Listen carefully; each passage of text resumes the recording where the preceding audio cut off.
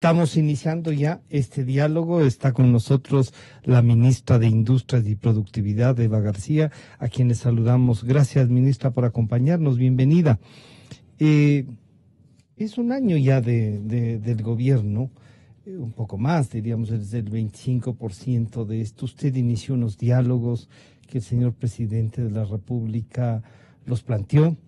De esos diálogos tenemos un ministro de Economía y Finanzas, todo un año para estructurar una visión de país, una nueva visión de país. ¿Podría comentarnos cómo ha sido este año para evaluarlo? Bienvenida, buenos días. Y buenos días, Francisco, buenos días con la audiencia, gracias por la invitación. En realidad que ha sido un año de arduo trabajo poniendo la casa en orden.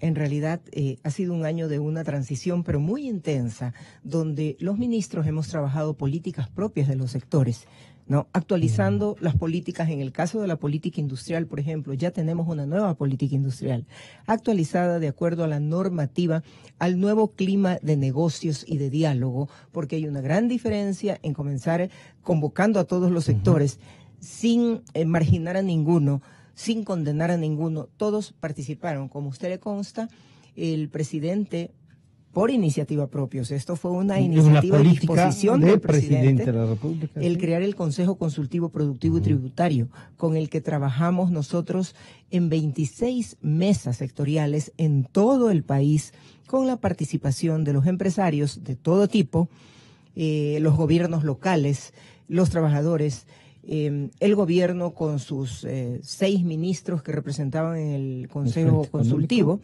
entre ellos el Frente Económico, el SRI también estuvo, la SENAE, el Ministerio de Industrias, una serie de invitados además permanentes, porque fue de puertas abiertas este diálogo. Y por el sector productivo estuvieron tanto el Comité Empresarial, presidido por el actual ministro de Economía y Finanzas, los exportadores con el FEDEXPOR, la economía popular y solidaria, estuvo la pequeña industria, estuvo también la agroindustria, estuvo la artesanía, cada uno con un representante y en permanente contacto con instituciones que siempre hacen estudios económicos, las cámaras de comercio, proyectos económicos, como decir el CORPEI, las cámaras de comercio, la Federación de la Pequeña Industria, la CAPEIPI. O sea, todos estuvieron colaborando e invitados permanentemente. Y sobre todo los empresarios, que son los protagonistas. Entonces, de esto sale prácticamente esta ley que ahora el presidente entregó a la presidenta de la Asamblea el 24 de mayo. ¿Usted diría que la conclusión de este Consejo Consultivo es el proyecto de ley? ¿Se ve reflejado ahí una relación entre empresarios, trabajadores y un poco la necesidad de cambiar lo que usted ha denominado poner la casa en orden, la política de comercio? Sí. Es un producto del Consejo Consultivo Productivo y Tributario, pero además de las mesas de competitividad provinciales. Recuerde usted que unos 2 meses después el presidente anunció una gran mesa de competitividad nacional, porque estamos conscientes que hay una brecha de competitividad entre Ecuador y los países desarrollados. Entonces esa brecha es la que queremos, por supuesto, es la que queremos acortar, ¿no? Porque si no somos competitivos, de nada sirve que promovamos comercio, promovamos inversiones, si tenemos un medio con baja competitividad. Entonces muchas de estas cosas se han arreglado y mire usted, que sin necesidad de una ley ya se dieron pasos muy ciertos, como fueron la derogatoria de la ley de plusvalía, que tenía deprimido totalmente el sector de la construcción y todos sus sectores conexos, que son algunos, además de ser un gran generador de empleo. Tenía también la economía en sí y la incertidumbre, porque el mensaje de esta ley era un mensaje tan restrictivo y tan alarmante, castigador, que nadie quería invertir. El sector se vio seriamente afectado y para reponerse tomará tiempo. Sin embargo, estamos en la vía. ¿Qué más hubo? La reducción de las tarifas eléctricas. Esto trabajado muy de la mano por el MIPRO, porque era un clamor realmente en los costos industriales, y esta reducción ha ido hasta un 18%. Muchos empresarios y empresas lo agradecen porque significa una rebaja importante y un concederle un poco más competitividad a la empresa.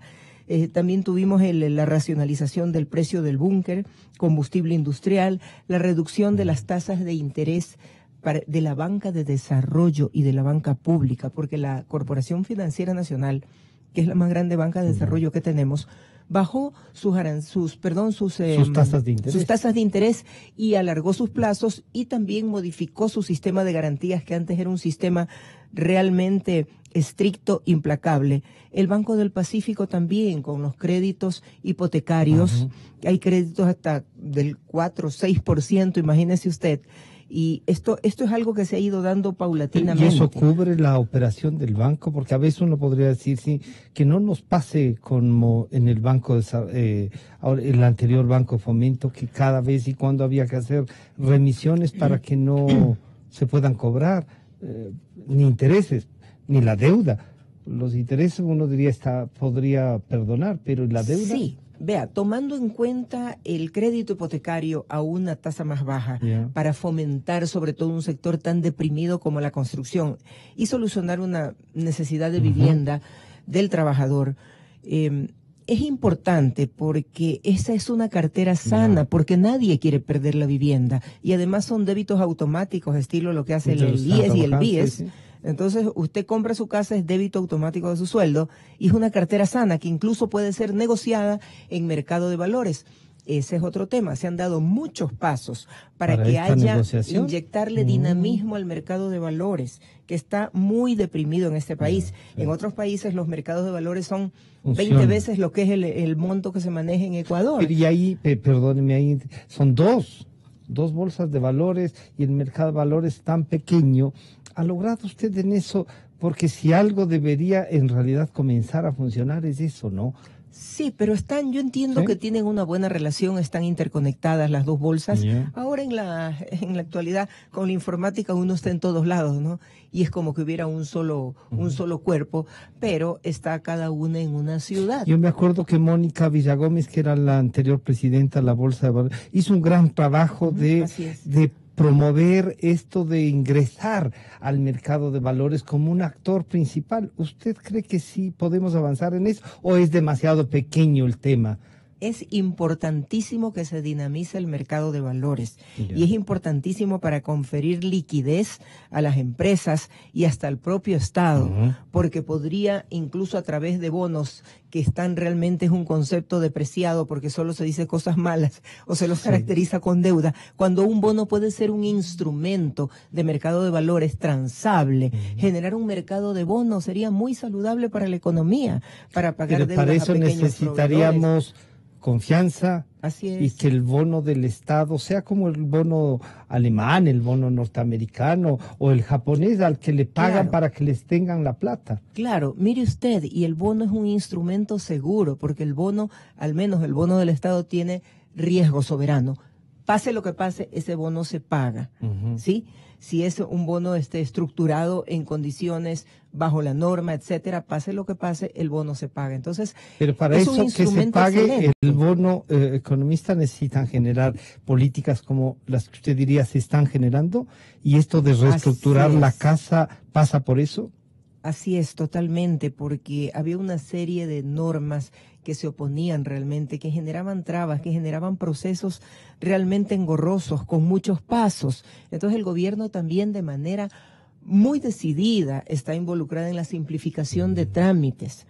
En MIPRO, por ejemplo, estamos revisando 2.000 normas INEN que no tienen justificación y que solo son unas trabas. Hay unas que por supuesto deben permanecer porque es la seguridad del consumidor y la seguridad también del usuario, ¿no? No podemos tener artículos en el mercado que sean perjudiciales o que tengan algún tipo de peligro para el consumidor. Así es. Claro. Y la norma se debe aplicar desde el primer ítem del producto, sea importado o sea nacional. Y eso más, la misma norma para el producto importado que para el nacional. O sea, generar una igualdad de condiciones. Así es. Había normas, por ejemplo. Si es que hay una norma que nos cubre lo nacional y lo internacional, también el producto se vuelve comercio. Sí, al comercio internacional. Pero aquí son las mismas normas, o sea, la norma se aplica para el nacional como para el importado. Había normas tan extrañas, ¿no? Y modos de decidir la norma como que a partir de 5.000 se aplica la norma, no puede ser. Y el resto, el usuario al que le toque producto sin una calificación de calidad, de seguridad para él, ¿qué pasaba con él? Entonces, eso hemos también ordenado.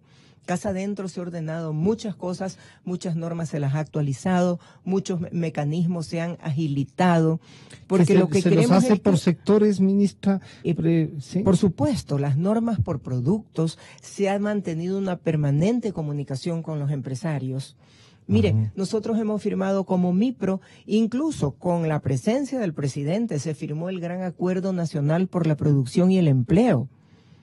Esto fue realmente un hito, y de ahí hemos tenido acuerdos nacionales, primero por la producción más limpia, luego un acuerdo para tratar los PETs para el reciclaje, que ha sido un primer paso. Y acaban de hacer algo sobre el reciclaje. Claro, en reciclaje ya el presidente le dijo a la representación de los recicladores que quiere que sean industriales, que no solo entreguen ese material, que no es una materia prima, sino que pongan su propia empresa. Y en eso estamos trabajando con ellos en el MIPRO, porque fue una delegación expresa al MIPRO.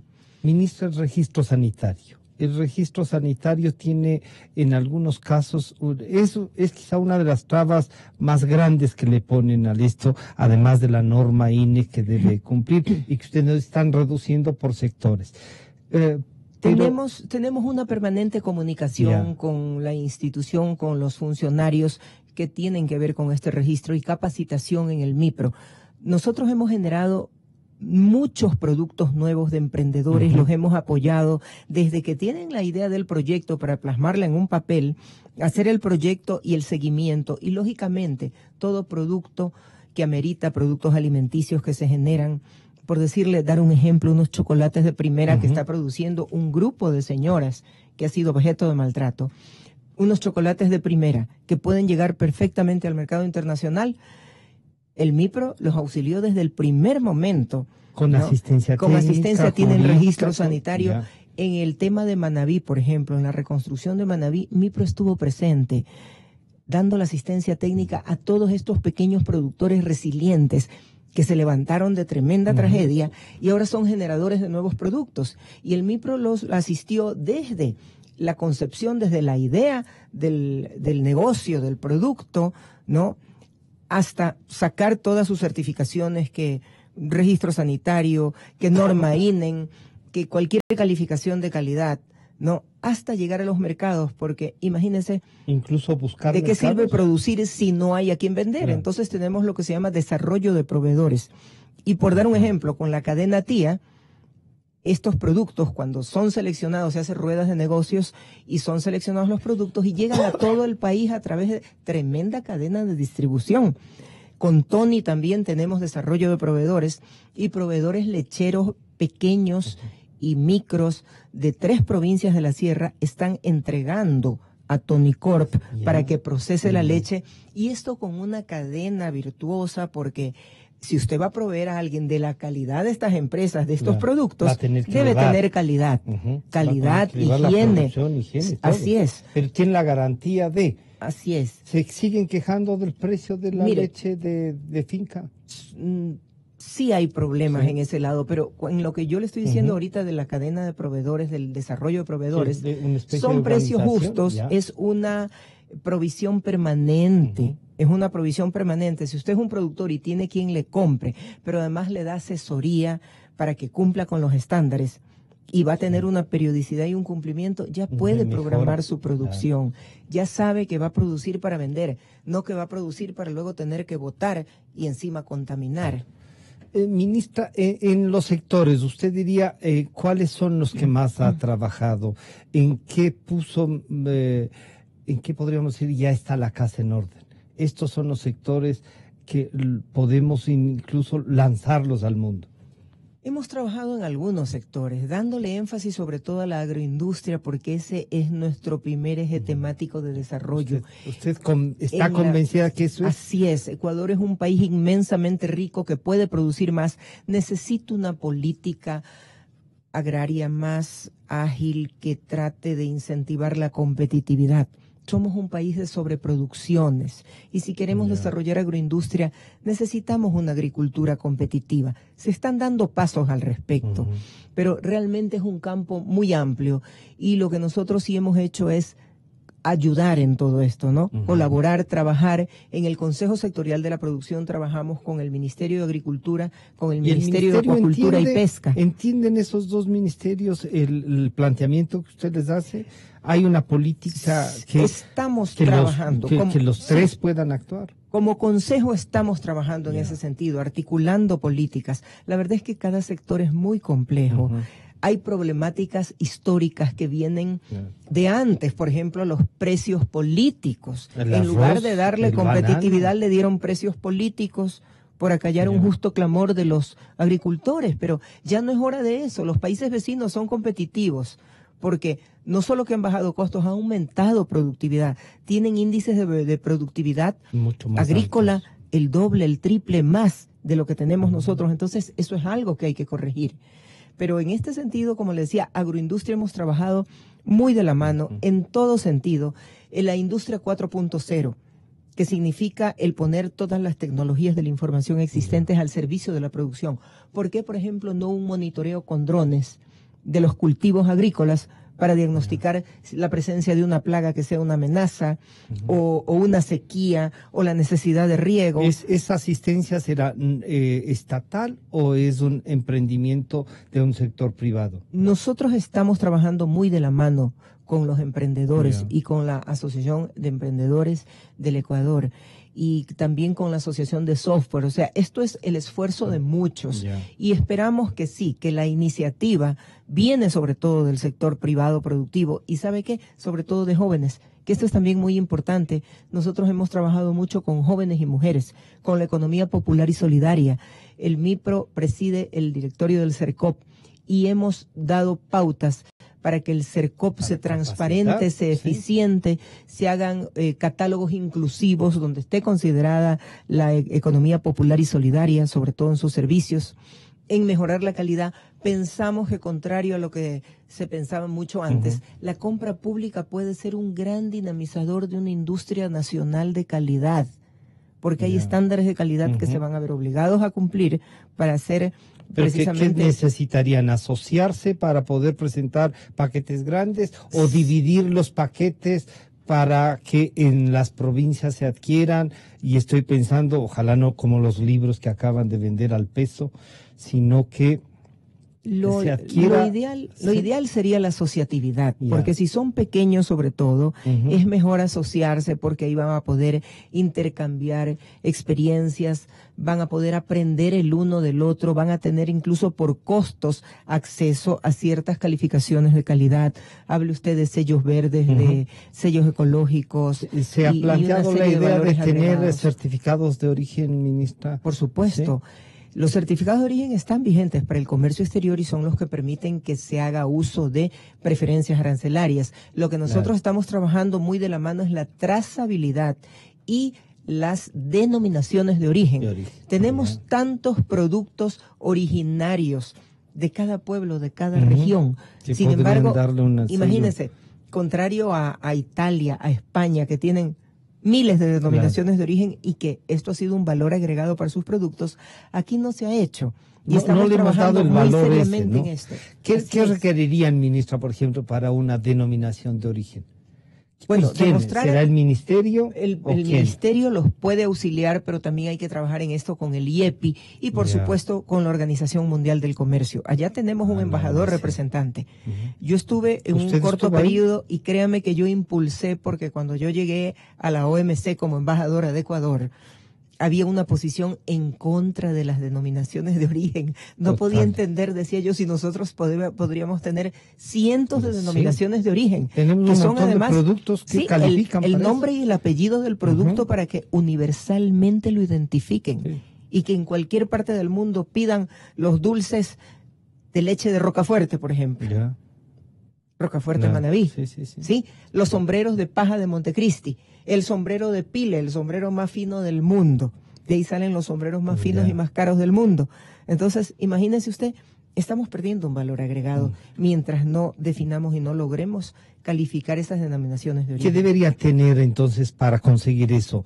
¿El ministerio va a generar este espacio? Nosotros estamos dando asesoría en eso y estamos trabajando muy de la mano con otras instituciones. ¿Los gobiernos seccionales podrían También actuar en eso? Así es, los gobiernos locales. Quiero decirle que como MIPRO hemos trabajado muy de la mano con los gobiernos autónomos descentralizados. Mire un ejemplo de esta gran relación que tenemos por el país. La semana pasada se creó el Corfo Pichincha. El Corfo Pichincha es la Corporación de Fomento al Desarrollo de Pichincha. Imagínense una unión entre la Cámara de la Pequeña Industria de Pichincha, más el gobierno provincial de Pichincha, más la academia, la Universidad Andina Simón Bolívar, más la Superintendencia de Control de Poder de Mercado, más el MIPRO, trabajando muy de la mano. Y se presentó, mire, productos tan novedosos que nos impresionaron, ¿no? Porque imagínense el café de altura Pichincha, café en Pichincha. Productos que existen, pero que no habían sido conocidos así tan masivamente. A mí me sorprendió una plataforma de presentación. Sí, yo me recorro el país y sé que hay cafés, además tengo pasión por el café. Entonces pruebo todos los que puedo y los califico. Entonces tener este café, que además es de excelente calidad, café de altura, café Pichincha. Mire, un producto nuevo. ¿Y qué nos comentaba el prefecto? Las provincias de la sierra, en su zona de baja montaña, tienen café. Así es, casi todas. Y el prefecto nos comentaba, Gustavo Baroja nos comentaba, que él está creando una vitrina permanente para exhibición de productos de la provincia dentro del Corfo. Así es, en España, y que se iba a China con unos productores. Imagínese usted cualquier producto nuestro, dando un ejemplo, los lácteos, que abastezcamos a una ciudad de China. No digamos una provincia, una ciudad. Estamos hechos. Es lo que ha pasado con Uruguay, por ejemplo. En la anterior Chinalac nos enteramos que Uruguay ha dinamizado tremendamente su sector de industrializados lácteos, abasteciendo a una provincia en China. A una sola provincia. A una provincia. Ni siquiera a uno de los... Imagínense, nosotros podemos llegar a una ciudad y vamos a tener un mercado increíble para un sector Brasil, deprimido. En el noreste del Brasil tiene 40 millones de gente a los que el sur de su propio país no alcanza. Imagínense, pero estamos también estamos tratando de dinamizar sectores que son importantísimos, de apoyar a la EPS, de la simplificación de trámites, en este tema de la ley, por ejemplo, que ahora está ya con el informe de primer debate. ¿Va a ir al primer debate del Pleno? Nos han citado hoy día. Tenemos una reunión técnica a la tarde y luego los ministros. Como usted sabe, el ministro de Economía y Finanzas no está aquí porque está con los tenedores de deuda en Washington trabajando. ¿Usted cree que, antes de ir a lo de la ley, ministra, usted cree que estamos generando una nueva visión del Ecuador? Este Ecuador que termina teniendo una presidenta de la 73 Asamblea de las Naciones Unidas, pero que en su ejercicio como canciller tiene un juicio político aquí. ¿Era un problema a conversar sobre estas cosas que usted ha estado haciendo con la canciller? Miren, yo creo que cada ministerio hemos tenido una buena comunicación y en lo que es lo concerniente o las competencias de cada ministerio, creo que hemos ejecutado una buena política. Quizás pudo hacerse muchas cosas más. ¿Sí? Quizás pudo hacerse muchas cosas más, pero en realidad todo lo que es comercio exterior está en manos del Ministerio de Comercio Exterior e Inversiones. Nosotros hemos trabajado mucho la base por es la industria. Así es. Si no se produce, no se vende. Claro. ¿Qué comercio hacemos? Si no tiene un buen clima de negocios en la industria, el ministro de la inversión tampoco se da. Las relaciones permanentes. Muy bien, a tal extremo que nosotros calificamos los proyectos de inversión. Se han aprobado casi 900 millones en proyectos de inversión que han pasado por el MIPRO. Los 600 primeros millones nosotros los teníamos analizados y cuando se da este cambio de comercio exterior e inversiones ya pasaron a ser realmente motivo de materia de este ministerio, ¿no? Pero trabajamos muy en conjunto, muy comunicados. Esta ley se ha trabajado con el señor presidente y todos los ministerios, todos los consejos. Creo que en la política, y algo de acuerdo a su pregunta, quisiera responderle algo. Yo creo que Ecuador tiene que ser proactivo, positivo, no mirar atrás y explotar positivamente todos estos nuevos nombramientos que si tenemos presidiendo las Naciones Unidas un ecuatoriano, de eso debemos sentirnos orgullosos, ya está dado y eso debemos explotarlo. Eso abona en positivo para el clima de negocios que exhibe el país y para la imagen. Que tenemos una nueva ley. ¿Ayudó también para la elección entonces? ¿Esta nueva imagen? Yo creo que sí, porque Ecuador tiene una buena imagen en el exterior y esto se ve en la caída del riesgo país. En un mes subió por algo y bajó abruptamente, ¿sí?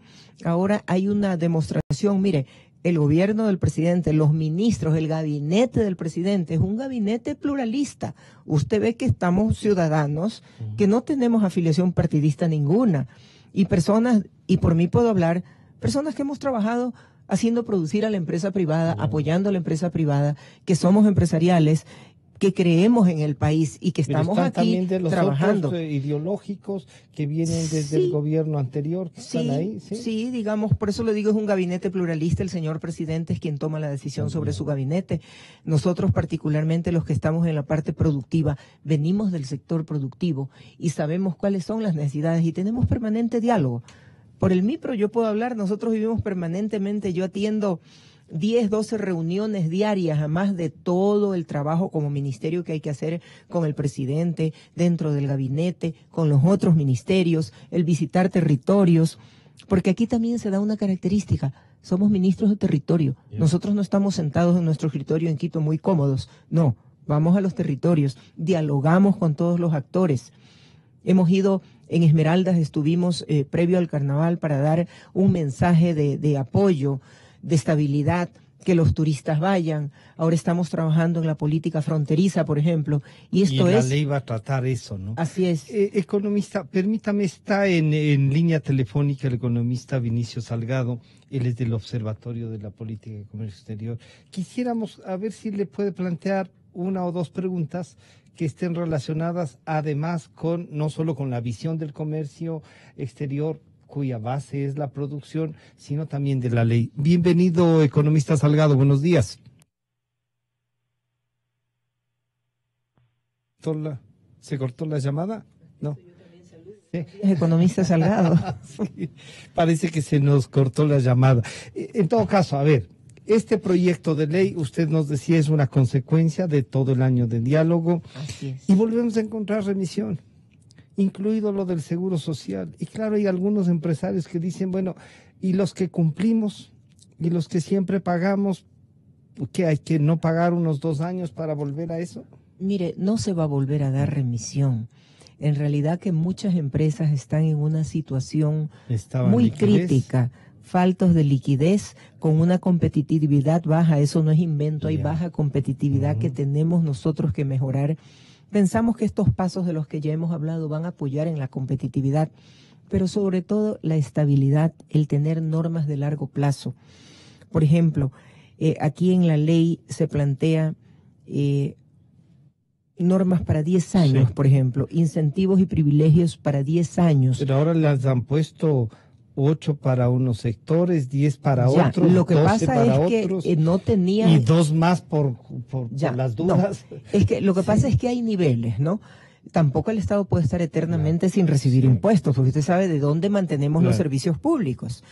Pero para ciertos sectores tenemos 10 años que eran dedicados a todo el territorio que generara estas iniciativas de desarrollo, sedes, polos de desarrollo, parques industriales, proyectos de inversión, etcétera.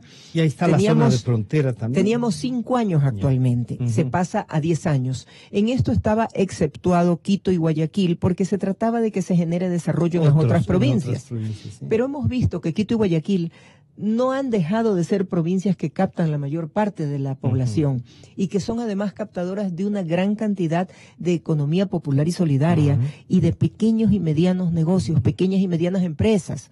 También se ve un fenómeno en estas ciudades que se ha visto en toda América Latina y en el mundo, que lo que era el antiguo centro comercial se deprime y se pierde. Entonces, ¿qué queremos? Incentivar a que haya de nuevo un repoblamiento de esos centros comerciales en las ciudades. Se fueron consumiendo eso, ¿no? Sí, y los pequeños bazares, las pequeñas, por ejemplo, talleres de costura. O sea, a todo este nivel vimos que fueron saliendo del centro, porque los arriendos se tornaron caros, porque no vendían, porque se trasladó al mall grande, hasta por el contrabando.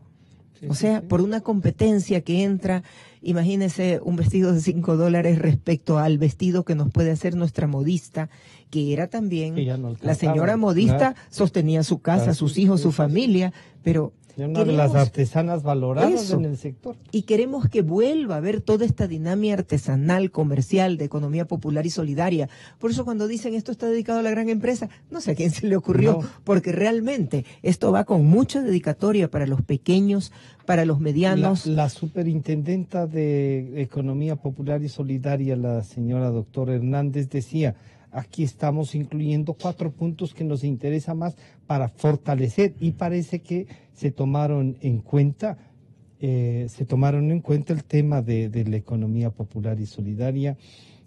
Por supuesto, y quiero decirle algo, el Ministerio de Industrias y Productividad realmente ha apadrinado este sector en la parte productiva y económica. En la parte social, la parte humana ha sido atendida por otros ministerios realmente con mucha eficiencia. Pero nosotros tenemos una subsecretaría de MIPYMES, Economía Popular y Solidaria, y Artesanía, con una dirección para la mujer. Entonces, en ese sentido, ha habido un apoyo total, incluso en sus organizaciones, porque el Ministerio ha trabajado muy de la mano. En el Consejo Consultivo Productivo y Tributario tuvimos también una representante muy valiosa, doña Lucía Calderón. Que es una persona que defiende los derechos de la EPS, empeñada en tiene mucha presencia, ¿no? Una activa. Claro, en la formalización, porque muchas de estas unidades de la economía popular y solidaria no tenían, por ejemplo, calificaciones de registro sanitario, de normas de calidad necesarias para sus productos. Entonces, ha sido un gran pacto en ese presentación. Sí, o sea, un pacto para que tenga calidad y que sea competitiva la EPS. Está ya el economista Salgado. Le saludamos, economista Salgado, con la economista Eva García, ministra de la Productividad, de Industrias y Productividad del Ecuador. Bienvenido, buenos días. Muy buenos días a ustedes. Buenos días, Evita. Qué gusto saludarla. La pregunta es, la ministra, ¿qué podría comentarnos? Nos está hablando ya de este momento, hemos iniciado el tratamiento del proyecto de ley que está ahí. ¿Cuáles son las preocupaciones que ustedes tienen? Esto de la resolución de la CAN sobre los aranceles adicionales. ¿Qué es lo que usted está con iniciativa para preguntar, economista?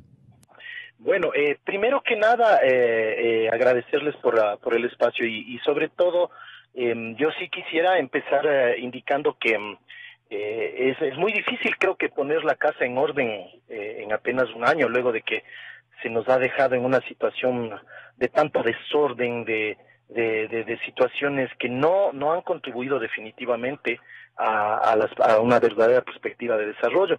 Desde este punto de vista, yo pienso que sí se han abierto por lo menos grandes esperanzas y buenas expectativas, iniciando por algo que decía Eva García, ya el hecho de haber abierto un diálogo con la sociedad civil, ¿no es cierto?, y con los sectores productivos, rompió un estilo que antes era prácticamente vedado y sin el cual no se puede realmente hacer planificación hacia el futuro, para la producción, para el desarrollo, porque no debemos dejar de lado el hecho de que realmente la actividad productiva la hacen los sectores productivos, la sociedad, las pequeñas industrias, los pequeños emprendimientos. Entonces, desde esa perspectiva, yo quería preguntarle a la señora ministra, todo este diálogo que se abrió, al cual ella se refirió, el diálogo empresarial, que creo que arrojó una gran cantidad, no solamente de inquietudes y demandas desde el sector productivo, sino también una serie de sugerencias, cómo van a ser sintonizadas en esta nueva perspectiva que se ha abierto, y sobre todo con un evidente anuncio de que el Ecuador va a incursionar definitivamente o tratar de rescatar todos estos 10 años que se perdieron, especialmente en el relacionamiento internacional, a través de acuerdos comerciales en mercados que nos van a permitir, como digo, tener elementos para proyectarnos en ese desarrollo. A ver, ministra, ahí está. Además, sí. Alguien que le conoce. Sí, sí, claro, y también lo conozco, Sí. imagínense, Vinicio, de larga data, sobre todo en la parte de agrícola, agroindustrial, una autoridad.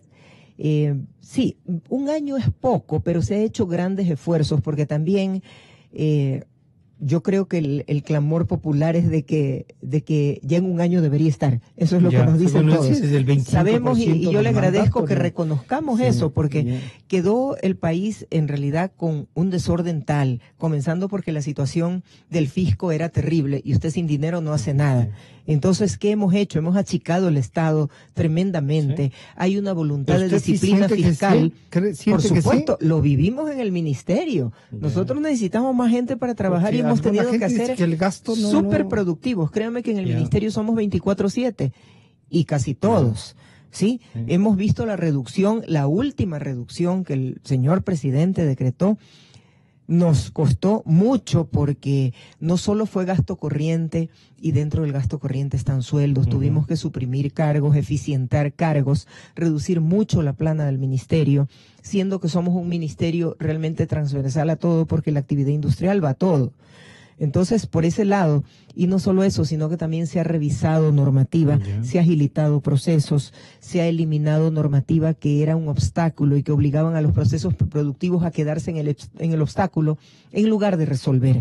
Entonces, yo creo que sí hay, lo importante es que hay otra mentalidad, hay otro criterio. Tenemos que dar resultados. Aquí esta es una administración que mide los resultados y nosotros somos medidos permanentemente en el cumplimiento de nuestros compromisos, sobre todo compromisos presidenciales y ministeriales, y en los impactos. Nosotros hemos generado El una presidente nueva le política pregunta industrial. así, Por supuesto. ¿cómo estamos? Sí. Por supuesto, y hay un sistema donde se mide el cumplimiento de los compromisos presidenciales, un sistema informático. Si usted no ha reportado, si usted no cumple, compromiso detenido, compromiso incumplido, y esos en el sistemas gabinete en los se que ve. subían cualquier cosa a la semana, porque si algo se burocratizó a través de la tecnología, el CIRCOP, todos estos cosas que tenían, claro, comían Pero un montón de tiempo. Sí, todos los sistemas han sido revisados y actualizados. Incluso Ya. ahora, con un nuevo secretario de la presidencia, el sistema se actualizó, volviéndose más riguroso y más O sea, hay un controlador seguimiento de real los ahora. contenidos. Ah. Porque ahora no es cualquier evento que usted puede poner en la agenda Claro, del presidente sí. para decir tengo 20. No, son eventos analizados donde se dice el presidente va a poder asistir a este, el otro, amerita la presencia o tiene otro que es prioritario, porque somos tantos ministerios y se dan simultáneamente muchos eventos importantes y hay que tomar decisiones. Ministra, ¿qué lleva ahora a la Asamblea? ¿Qué les va a decir? Bueno, El primer informe, esto de 2 años acá, 8 años acá, 2 más para ti. pero es importante, es que en esa Sin explicación base. estábamos, ¿no? Lo Sí. de las ciudades que se incluye Quito, Guayaquil Ya. es positivo. Y que les den 8 años, bueno, es un periodo menor, pero suficiente, pienso, para que se rehabiliten todas esas zonas Ya. de la ciudad. Número 1. Número 2, hay sectores deprimidos, profundamente olvidados, como bien dice Vinicio, son 10 años Ujú. de olvido de las fronteras. Antes que de trabajarlo ahí. los lamentables incidentes de la frontera norte, el MIPRO ya estaba trabajando en una política de desarrollo fronterizo y nosotros hemos estado en las provincias de la frontera trabajando de la mano con los gobiernos locales, con los empresarios, con la academia, con los trabajadores, para una política de desarrollo fronterizo, que por supuesto no es lo mismo al norte que al sur. Claro. Cada cual tiene sus particularidades. En las mesas de competitividad provinciales ya Se han hemos ido debatido y eso. hemos hecho esa línea base. Ahora tenemos, por encargo del señor presidente, ya lista la política de desarrollo fronterizo en el norte. Y ahí, como le decía, sí amerita que haya un incentivo mayor que en otros lados y que se le dé los 15 años, que al sector turismo, que es el gran dinamizador, el sector turismo puede mover a todos los sectores porque necesita de la producción de todo, ¿no? Y además, seguridad. así es, condiciones para que vengan los turistas extranjeros y para que haya un turismo nacional, pero un turismo competitivo. Que no nos digan en Santa Marta es más barato un paquete turístico de fin de semana. No, que nos digan en Ecuador, vamos a Ecuador, con esta diversidad, con la serie de circuitos que se puede tener, porque Ecuador es un país realmente multifacético, con muchas peculiaridades. Hay provincias que tienen 15, 18 microclimas, distintos tipos de paisaje. O sea, es mucho lo que se puede explotar. Entonces, que el sector turismo y que la frontera tenga este tratamiento especial, realmente sí es coherente. Esperamos que con esto puedan despegar. De lo que usted ha escuchado, el tratamiento del proyecto de ley, ¿usted cree que se va a sostener como está? ¿Algo ustedes le dirán al presidente, oiga, esto han incluido por gusto, ratifiquémonos en lo que envió? Sí, recién nos enviaron el informe de primer debate y lo estamos analizando. Hoy día tenemos una reunión técnica previa con los técnicos de los ministerios y en la tarde una reunión con la Asamblea. Pero a nosotros sí nos preocupa y sostenemos, como MIPRO, nosotros sostenemos, entre otros puntos, el tema de los polos de desarrollo como concepto. Veníamos trabajando con la Comisión de los GATS de la Asamblea, veníamos trabajando en un proyecto de polos de desarrollo que es un concepto realmente más completo y más moderno, ¿sí? Más que las sedes, más que los parques industriales, porque un polo de desarrollo puede tener al interior una sede, un parque industrial, un ecoparque, un parque temático. El tema. Claro, porque hay diferencias. Por ejemplo, aquí hay conceptos que a ratos son incompatibles, porque una sede es un destino aduanero donde ingresan las materias primas, maquinarias, etcétera, para producir para exportación. Eso limita el concepto de sede a productos de exportación. Pero pueden lo coexistir. que hay en Cuenca, por ejemplo. Así es, o sea, una sede para exportación, pero pueden coexistir con parques industriales destinados al consumo interno, con ecoparques, con conglomerados, con otros tipos de organización. Integral, entonces, sí, en que sobre todo lo que queremos es que se fomente la asociatividad, para que los pequeños y medianos puedan hacer uso de esas ventajas competitivas que se les da, con la reducción de impuesto a la renta, de aranceles, un tratamiento especial y sobre todo la estabilidad por 10 o 15 años. Ministra, sé que tiene que irse ya justo para la Asamblea. ¿Valió la pena este año? ¿Siente que se ha recogido el diálogo que le encargaron? ¿Ha servido? ¿O le queda ahí pendiente y alguna cosa que diga, este presidente no me ha parado una zona franca? No, el diálogo ha sido muy positivo, tanto con la gente, con la ciudadanía, como con el presidente de la República, que es muy receptivo. Nosotros tenemos como producto la nueva política industrial, una política, vea, con su visión, con sus metas, ya con números, están viendo en la pantalla. Con sus pilares: investigación, nueva economía, productividad y calidad, inversión y financiamiento, y los mercados, porque generalmente se produce sin hacer una inteligencia de mercado, cuando esto es lo primero que hay que hacer. ¿Qué necesita el mundo y qué le podemos vender? Si no, ¿para qué producimos? Si no tenemos quien compre, imagínense. Eso ha sido quizás un defecto histórico de la economía ecuatoriana, que ahora estamos con otro direccionamiento, estamos con otra visión, la visión del mercado, de vender, de ser competitivos. Y yo creo que en esto hemos trabajado muy en sintonía con el señor presidente, y creo que también el sector productivo lo entiende, porque mire... ¿La evaluación es positiva? Sí, positiva totalmente. El acercamiento, el diálogo continúa. Por supuesto que hay cosas que no se pueden dar.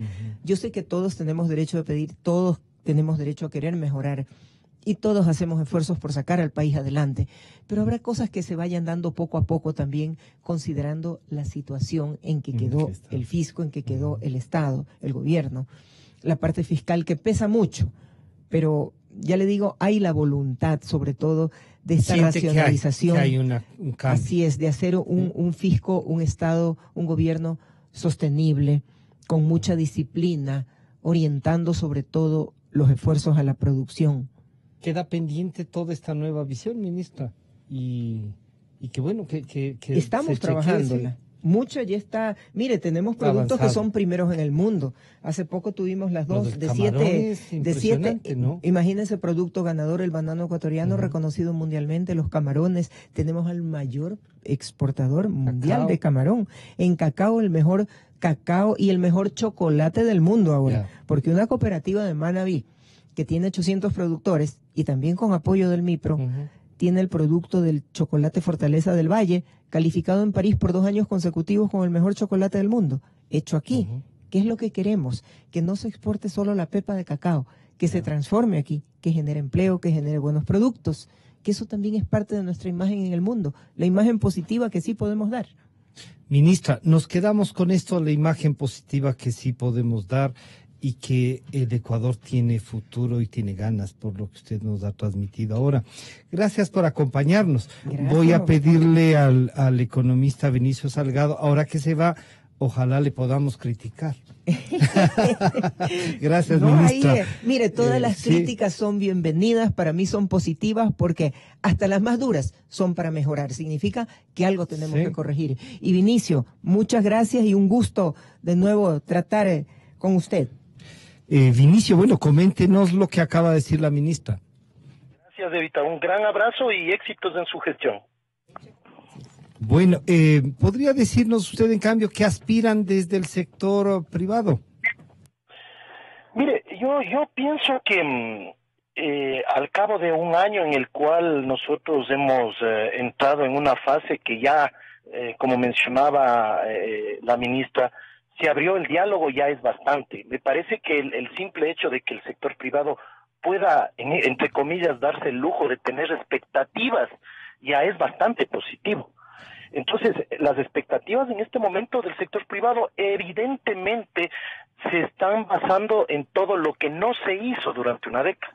Evidentemente, durante toda la década hubo inversión en infraestructura, hay que reconocer que hubo avances importantes en la política de salud, pero lamentablemente la gran deuda sí fue una política efectiva de fomento productivo que incluye también la visión comercial positiva hacia mercados internacionales en los cuales nuestros vecinos ya están perfectamente consolidados y están ya cosechando los frutos.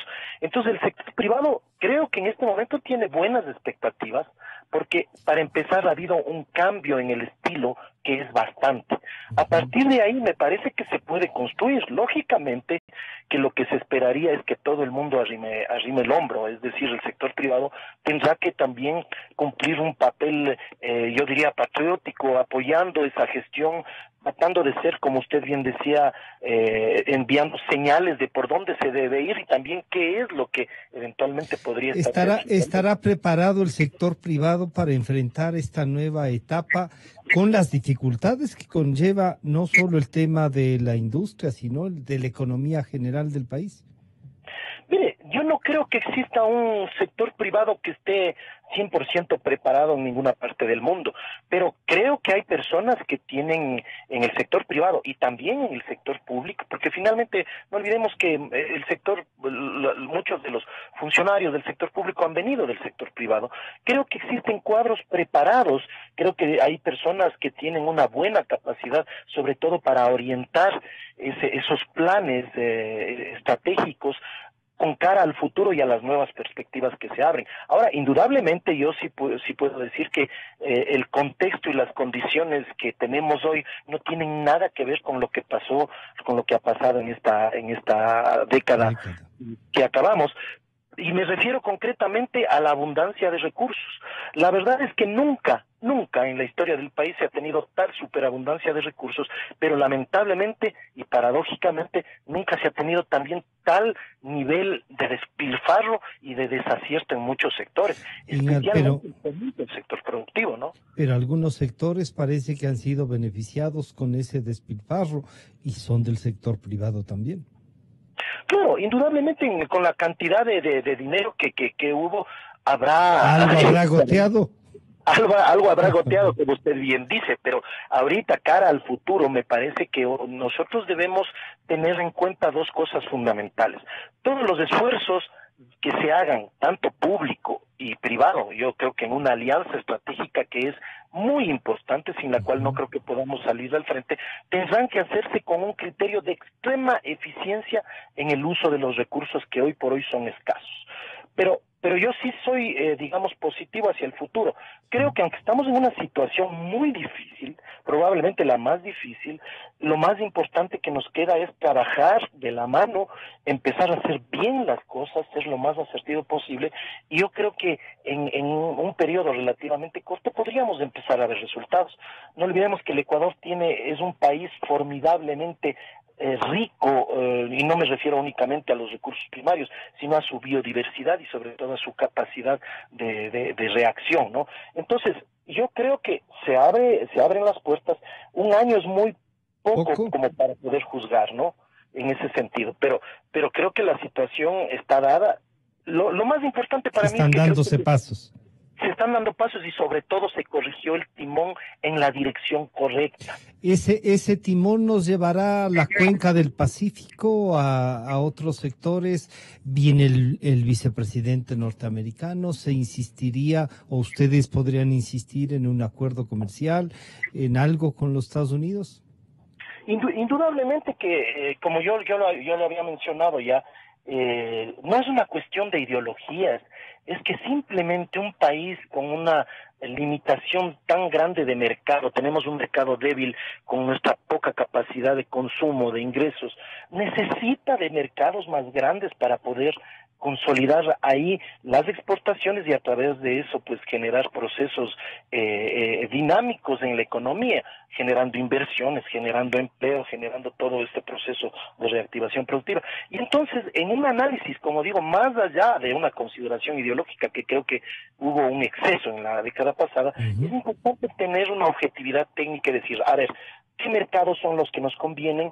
Debemos hacer probablemente una agenda, ¿sí?, de trabajo en la cual nosotros definamos las prioridades de nuestros mercados. Indudablemente el mercado americano es y sigue siendo el mercado de consumo más grande del mundo, pero además siguen siendo nuestros principales socios comerciales.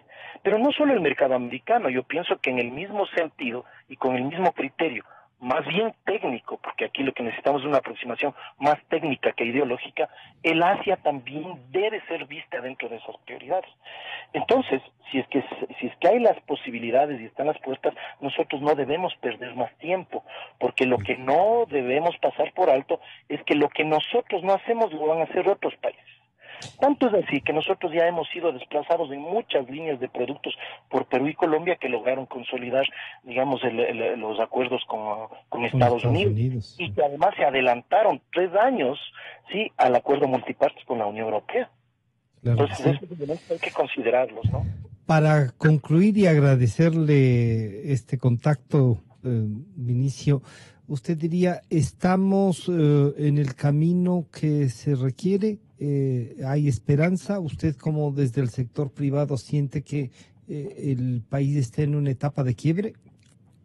Sí, es evidente. Yo pienso que inclusive es algo que se percibe en la sociedad civil, ¿no? Todo el mundo se da cuenta como que existe un ambiente más relajado, se ha ido perdiendo un poco esa psicosis que tenía las personas de expresarse libremente, con lo cual es bastantísimo. Creo que ese elemento democrático de una democracia eficaz es fundamental para definir libre y soberanamente cualquier mecanismo que nos conduzca al desarrollo.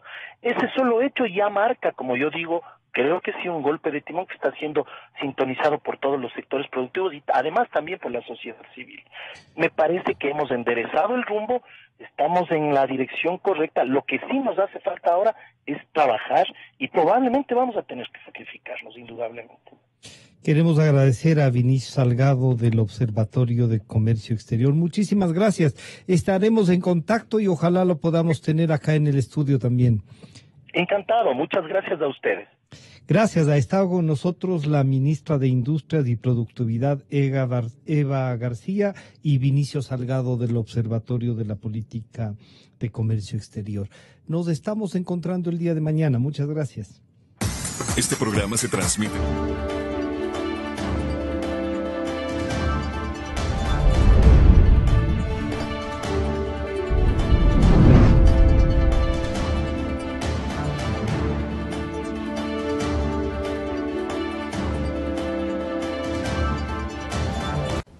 Bienvenidos a su noticiero semanal.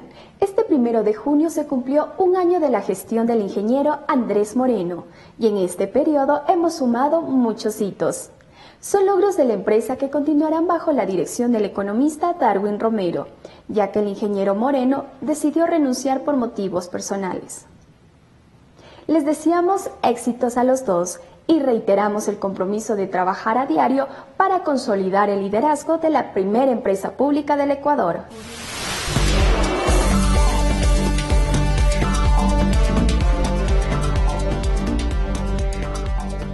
En un mundo cada vez más competitivo, las alianzas estratégicas son claves para llegar al éxito. La CNT y Microsoft enrumban al Ecuador hacia la cuarta revolución, la tecnología. Socializar entre representantes de empresas públicas y privadas la necesidad de emprender en la digitalización de procesos fue el objetivo del conversatorio desarrollado por la CNT y Microsoft, aliados como agentes de transformación tecnológica. La ventaja única del Ecuador de contar con una empresa pública de telecomunicaciones es un aspecto que destacó la gerente general de Microsoft para Sudamérica. Es una ventaja que una misma empresa de gobierno esté pensando en la digitalización y transformación digital de todos los demás, aportándole desde lo que está haciendo. Así que a los que están acá y son de entidades de gobierno, aprovechen esta oportunidad. El gerente nacional de negocios de la CNT, Harry Paredes, se refirió a las oportunidades que se despliegan gracias a la digitalización para optimizar costos, calidad de inversión y procesos internos y hacia el cliente. Como habilitador digital, la CNT reconoce las necesidades de las personas y cubre requerimientos internos y externos de empresas de todo tamaño, públicas y privadas. La transformación digital ya no es una opción, es un requisito.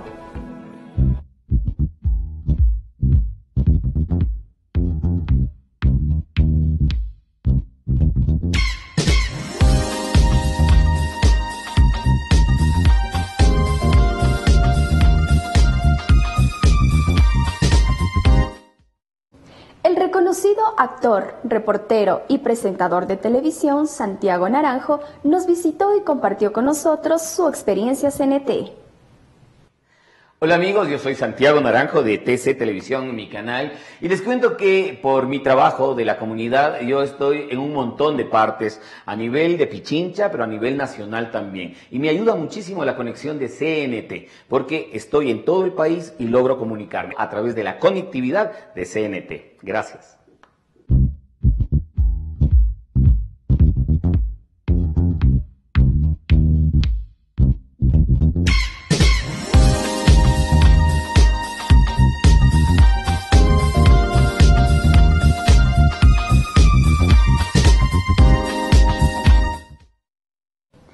Este personaje tiene todo de CNT, el corazón, la actitud, las medias y por ahí dicen que hasta los calzoncillos.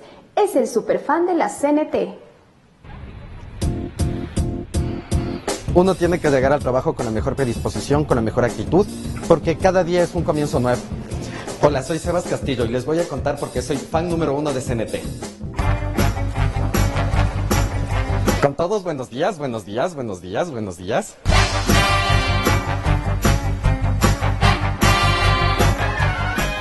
Tuve la oportunidad de entrar a trabajar en CNT hace aproximadamente 13 años, pero yo inicié como niño alegre. A partir de la fusión, ya me convertí en un chico CNT al 100%. He tenido la oportunidad de trabajar con un sinnúmero de personas maravillosas que han aportado algo a mi vida. A mí la CNT me ha dado todo, absolutamente todo. ¿Cómo no estar agradecido? ¡Eres súper fan de la CNT!